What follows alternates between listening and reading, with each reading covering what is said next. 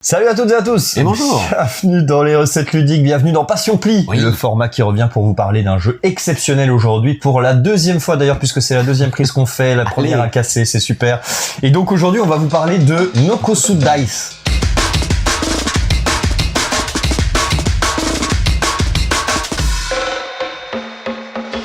Un jeu de Yusuke Matsumoto, illustré par le grand Sai Beppu, qui valide tous les bons jeux japonais, édité chez Endgames. Et pour la VF, eh ben on sait pas. On sait pas encore, ouais, tout à fait.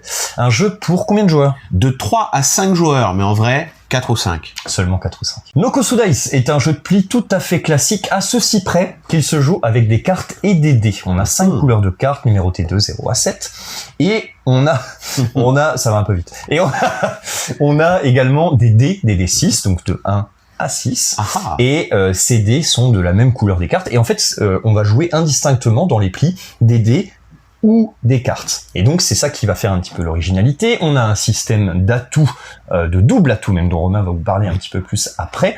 Et on a également, donc c'est du must follow très classique comme on peut l'entendre. On a du shoot the moon, donc réaliser 0 pli à l'intérieur. Et on a un système de contrat qui n'est pas tout à fait un pari, puisque on va réaliser ce contrat, enfin, on va définir le contrat à la fin, plutôt vers la fin de la manche, plutôt qu'avant de commencer les plis, comme on pourrait le faire habituellement avec du pari. Ce qui serait trop dur. Exactement. Okay. Comment ça marche une manche? Comment ça marche? On distribue des cartes à chaque joueur.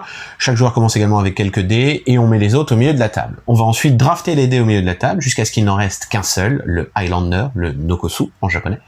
Ce dé définira l'atout ultime qui sera le chiffre et la couleur. Ouais. Par exemple, le 4 bleu. Exactement. Donc 4 bleus atout ultime, puis tous les 4 sortent de leur couleur et deviennent de l'atout, puis tous les bleus rentrent également en tant que couleur d'atout. Et donc on a une couleur d'atout composée du 4 bleu, de tous les 4 et des bleus. Tout ça ensemble. Ça devient une couleur à part entière. Exactement. Les chiffres sont au-dessus des cartes. De la couleur, pardon.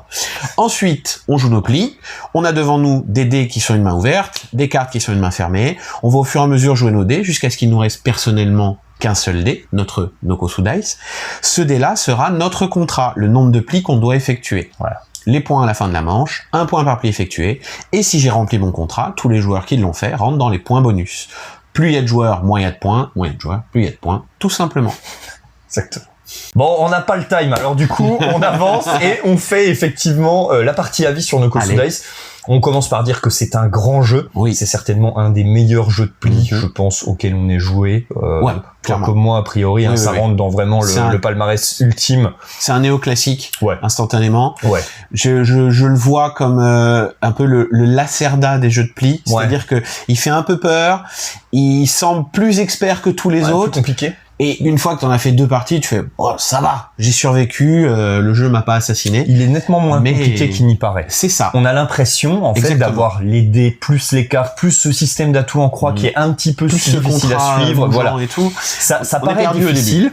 Et la première partie, effectivement, vous risquez de faire 1 ou 2 petites erreurs de règles, notamment le fait qu'il faut jouer, quand il y a de l'atout demandé, on peut jouer de l'atout, et quand c'est la couleur qui est demandée, il faut pas jouer l'atout de la couleur, enfin voilà. Mais, globalement, sinon, c'est quand même pas si difficile que ça. Non. Ce qui est difficile, c'est de bien jouer et d'arriver à bien jauger ces deux mains, la main ouverte, la main de dés et la main de cartes. Laquelle joue en premier, comment les jouer, tout ça.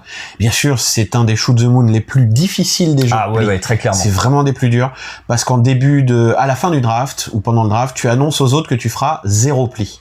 Donc bien sûr, les autres vont tout faire pour que t'en fasses un. Tu vas enlever un de tes dés, comme ça, on va dire, cette petite variation que tu avais par rapport aux autres de j'ai une carte dé en plus. Le dé restant, voilà, en gros, tu le l'enlèves. Donc ta pile, ton nombre de cartes égale au nombre de plis.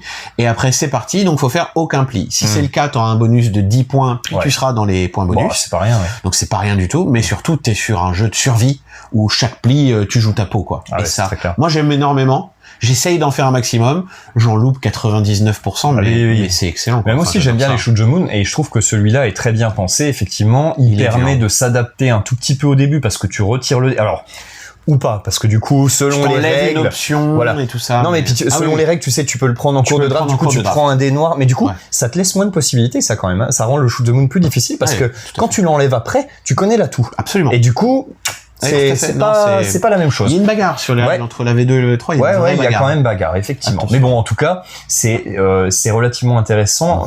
Moi, le Shoot the Moon, je le trouve excellent, mais ce que je trouve génial dans le jeu, c'est le système d'atout en croix, qui fait sa complexité, mais qui fait aussi son intérêt, parce qu'effectivement, ce système d'atout là, donc il y a le super atout, qui est le chiffre couleur, mais il y a aussi les chiffres qui viennent s'intercaler, parce qu'habituellement, on a une famille de cartes, voilà, qui est la couleur dominante, qui éventuellement change en cours de partie, est définie par les joueurs, par X ou Y règles, mais en tout cas, ici, on a la couleur, mais on a aussi le chiffre. Et c'est ça qui est un peu perturbant, parce que du coup, quand on a un 4 bleu comme atout, et ben le 4 orange et le 4 vert, c'est aussi de l'atout. Et quand on joue orange, faut pas jouer le 4 orange, à moins de ne plus rien avoir en main, et là tu peux couper avec le 4 orange si tu veux. Exactement, violet d'ailleurs, parce qu'il n'y a pas d'orange dans le jeu. Mais si jamais il y avait de l'orange, on voit mal le rouge. Exactement. Mais en tout cas, bon voilà, c'est l'idée, et donc ce système d'atout en croix, pour moi, c'est ce qui fait presque tout le jeu. Évidemment, le pari à la fin, ça c'est vraiment du génie, c'est vraiment que tu adaptes excellent. C'est excellent. Bien sûr, c'est très Ils étaient obligés, parce que sinon jauger ta main dès le début et dire je vais faire tant de plis dès le début, c'est quasi impossible. C'est trop. Tu t'adaptes en permanence. Et puis ce serait beaucoup plus classique comme approche. Et tu vois, c'est un peu, moi ça me rappelle un peu le pari de ce qu'on a dans Loose, puisque dans Loose, on fait le pari au début. Mais comme on connaît pas ces cartes, on connaît que la couleur, et du coup ça me donne un petit peu cette impression-là, parce qu'au final, on a une sorte de demi-information. Et quand vous arrivez à faire votre pari, entre guillemets, dans Noko Suda Ice, vous êtes déjà quand même assez avancé, voire vous êtes à la fin de la manche. Et ce qui fait que t'as vraiment un sentiment de contrôle et de maîtrise qui est extrêmement agréable dans cette manière de jouer. Oui, c'est très plaisant, bien sûr. Il y a aussi un truc qui est excellent, c'est cette double main. Cette main fermée, privée, mes cartes, que moi seul connais. Génial. Et cette main ouverte, publique, des dés, que tout le monde a comme information. C'est également mon possible contrat, les autres vont tout faire pour que j'ai fait 4 plis, il me reste un 1 et un 5, le 1 est vert, le 5 est jaune, ils vont tout faire pour que je joue le 5 jaune et qu'il me reste le 1 vert, comme ça moi, hop, je suis pas dans les points bonus. Ça sort. Terminé. Ça peut être frustrant parce que je maîtrise pas, mais en même temps, au fur et à mesure des parties, je vais tout faire pour maîtriser cette partie. Tu maîtrises pas à ce moment-là du jeu, parce que t'as maîtrisé pendant le draft, t'as maîtrisé au moment où t'avais la possibilité de jouer les dés et ou les cartes, enfin voilà. Et donc, effectivement, il va falloir quand même vous adapter un petit peu sur qu'est-ce que vous récupérez comme dés pour que ça corresponde un petit peu à vos cartes, parce que si vous prenez du dé vert et vous avez aucune carte verte, dès que ça va jouer vert, vous aurez pas le choix. Il faudra jouer les dés. Exactement. Et du coup, le problème c'est qu'on va très vite s'en rendre compte autour de la table. On va très vite vous dire ok. Donc toi tu vas lâcher tes dés verts. Allez, ça il te reste un bleu. Bon écoute, faire 3 plis de vert et puis voilà. Non mais c'est très clair. Voilà, donc c'est vraiment une forme d'adaptation. Effectivement, cette main fermée, main ouverte, c'est pareil, c'est génial.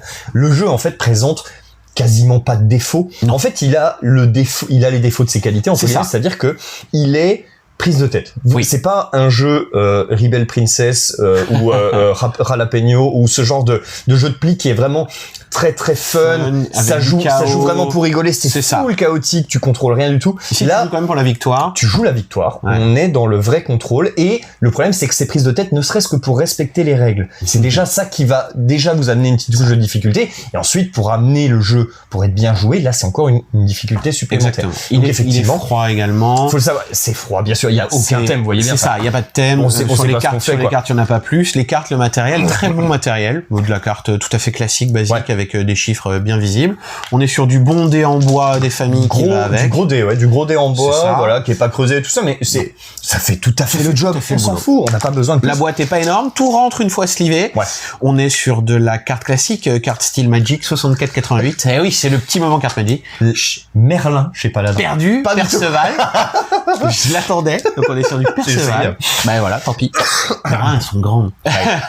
On va sortir tout de suite. Mais voilà. Mais tout rentre une fois slivé dans la boîte est bien pensée, elle prend pas trop de place, mais elle prend de la place. Il est calibré de tous les côtés. Il y a rien qui dépasse. On peut pas faire mieux. C'est avec ça. La proposition. Après y jouer à certains jeux, tu te dis, je ferais bien un échange de 2 cartes, je ferais bien ceci, cela. T'es tenté par le house rule, mais tu le fais jamais parce que c'est pas bien. Mais si chacun ses petits trucs. J'anticipe le débat. Ok. Et là, il y a rien qui dépasse. Il est vraiment travaillé à la perfection et il marche très fort. C'est pour ça qu'à mon avis, beaucoup de monde a essayé de le localiser, et que pour l'instant, j'ai pas entendu comme quoi ça. J'ai entendu que ça arrivait, j'ai entendu que ça arrivait pas. C'est pas encore fait, mais en tout cas, mais il mérite. Ça mériterait. Ça mérite largement. Si vous avez l'opportunité de le trouver, vous pouvez y aller à fond. Il est compliqué à trouver, parce qu'on est toujours avec nos jeux impossibles à trouver. Il est compliqué, mais pas impossible. Pas impossible. Il était très très dur à trouver. ASN, l'éditeur a compris qu'il se passait un truc. Vache, ouais, il y a eu avec les files d'attente et tout, c'était l'enfer pour en avoir un. Et du coup, il fait des réimpressions de temps à autre, et du coup, on en voit rentrer dans des boutiques à droite à gauche de temps en temps qui font de l'import. Mais c'est cher, quoi. Ça reste cher, parce que c'est de l'import, ça arrive du Japon et tout, voilà. Sûr, Si vous voyagez au Japon, c'est l'occasion de regarder, c'est le genre de jeu qui se ramène et vous avez vraiment un beau souvenir du Japon, je pense, avec celui-là. Ah ouais, c'est très chouette. Ouais, on n'allait pas au Japon que pour le jeu quand même. C'est un excellent produit. On n'a pas parlé vite fait de l'échelle fun réflexion, mais bon, on l'a dit déjà un petit peu à demi-mot, mais c'est beaucoup plus orienté réflexion que fun. Tu disais quoi, 60 ouais, 60-40, on est plus réflexion que fun. Il y a quand même du fun parce que ça va chouiner autour de la table, ça sapine parce que tu fais justement sauter le 5 jaune du joueur, il se retrouve avec son 1 vert, il fait... Non mais ça tire, et puis ça tire tout le temps, effectivement, voilà. C'est ça. C'est vraiment, c'est une bataille, le shoot the moon qui est repéré tout de suite, alors là, c'est vraiment la cible que vous mettez dans le dos. Il tremble toute la manche, hein. Mais c'est un vrai plaisir à jouer. Mais c'est régal, donc, voilà, on rigole sur ce côté-là de ça joue sérieux, mais ça chouigne. Sur le KO maîtrise, alors sur les premières parties, KO total, parce que, mais pourquoi vous m'enlevez mes dés, je comprends plus ce qui se passe. Ah bon, j'ai pas le droit de jouer ça, merde, là tout est comme ça, oh là, je comprends plus rien. Et une fois que t'as intégré les règles et que tu vois le truc, là tu rentres vraiment dans la maîtrise, t'es beaucoup plus sur maîtrise que KO. T'as toujours ce côté où t'avais pas vu et t'as plus de verre dans les mains et ils te font jouer ton dévers et tu fais ah mince. Parce que tu t'es dit bon, je vais faire 5 plis, j'ai un 5 verres, je vais le garder. Mais du coup, t'as claqué tous tes autres verres, hop, il y a un verre qui sort, terminé. Et t'as pas bien compté. Et ouais, voilà, t'as mal joué ton coup, tu fais bon, tant pis. Mais avec les parties, avec l'expérience, clairement, on rentre dans le côté maîtrise et il marche très fort là-dessus, quoi. C'est juste, il a une courbe d'apprentissage et il demande à le rejouer un petit peu. C'est pas non plus, il te faut pas 40 parties pour maîtriser la chose, mais il t'en faut 2 ou 3 pour vraiment bien intégrer. Après, ça reste du pli, hein. Faut envisager qu'une partie, c'est une grosse demi-heure. Vous jouez 4 manches.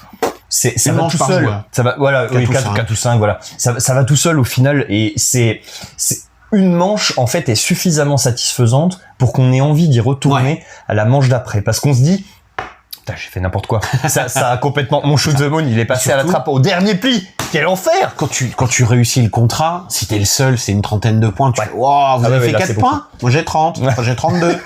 Et là, ils te regardent, ils font, ok, d'accord. Bon, bah, écoute, on va te défoncer sur la suite, mais allons-y gaiement. Et donc, réussir son contrat, c'est génial. Réussir un shoot the moon, c'est exceptionnel. Personne réussit le contrat, t'as fait plus de plis que les autres. Bah, tu es content, tu mets des petits points en plus des autres.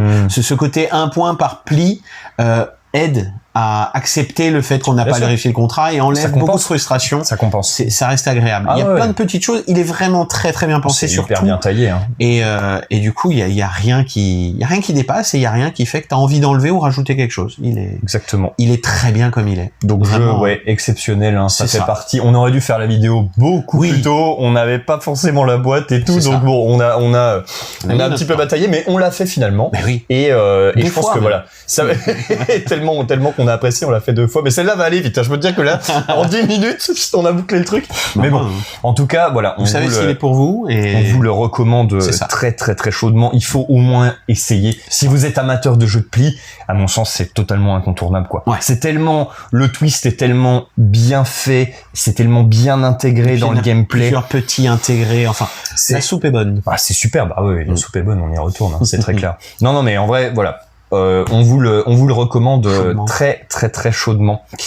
Voilà, Nokosu Dice. Nokosu Dice. Et donc, vous étiez sur Passion Pli avec Romain. C'est nous. Et Ben, bien sûr. Merci d'avoir regardé cette vidéo. On vous dit à bientôt pour de nouvelles recettes ludiques. À bientôt. Salut.